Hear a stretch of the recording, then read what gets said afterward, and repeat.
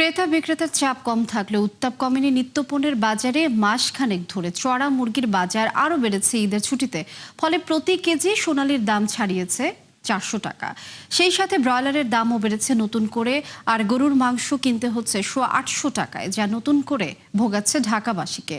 অবশ্য কিছুটা স্বস্তি রয়েছে সবজির বাজারে। আরও জানাচ্ছেন মইনুল হাসান। ঈদের লম্বা ছুটি শেষ হলেও এখনো ফাঁকা রাজধানী ঢাকা, যার প্রভাব পড়েছে নিত্যপণ্যের বাজারে। ক্রেতা বিক্রেতার সাড়া নেই খুব একটা।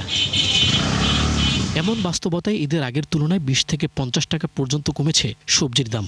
এই যেমন 150 টাকায় বিক্রি হওয়া বেগুন 80, শসা 50, আর 80 থেকে 120 টাকায় বিক্রি হওয়া লেবুর হালি নেমেছে 50 টাকায়। কাঁচা মরিচও 80 টাকার ঘরে। দাম আগের থেকে অনেকটা কমছে, কিন্তু মানুষজন কম। খেতেও তো ওইভাবে নাই, সেই অনুযায়ী তো কমার কথা, কারণ কাঁচামাল তো আপনার পচনশীল, সেই হিসাবে অতটা না। আমার মনে হচ্ছে যে রোজার চেয়ে এখন দাম আরো বেশি। আলু আর পেঁয়াজের দাম অপরিবর্তিত থাকলেও ঝাঁঝ কমেছে মশলা জাতীয় পণ্য রসুনের। ঈদের আগে প্রতি কেজি 240 টাকায় বিক্রি হওয়া রসুনের দর নেমেছে 200-র নিচে। আর আগের বাড়তি দামে বিক্রি হচ্ছে অধিকাংশ মশলা জাতীয় পণ্য। আমাদের অনেক রিমশিম খেয়ে যায়, আমাদের ফ্যামিলি বড়, এই জন্য আমাদের অনেক কষ্ট হয়ে যায় এই দামের প্রতি। সাপ্লাই মনে হয় একটু কম আছে, এই কারণে দামটা একটু বেশি আর কি। সাধারণত আমরা যেই দামে কিনি এর চেয়ে একটু বেশি। ঈদের ছুটিতে ক্রেতা কম থাকার পাশাপাশি বন্ধ বেশিরভাগ মুরগির মাংসের দোকানও। তবে কমেনি দামের উত্তাপ।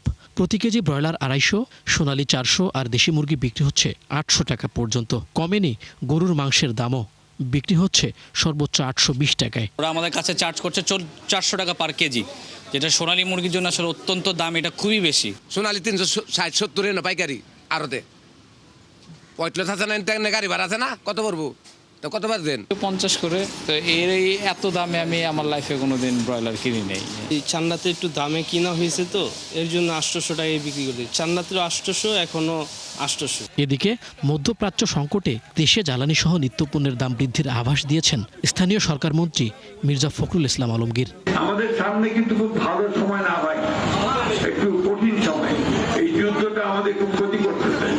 আমাদের তেলের দাম বাড়বে, আমাদের জিনিসপত্রের দাম বেড়ে যাবে। মইনুল হাসান, 71, ঢাকা।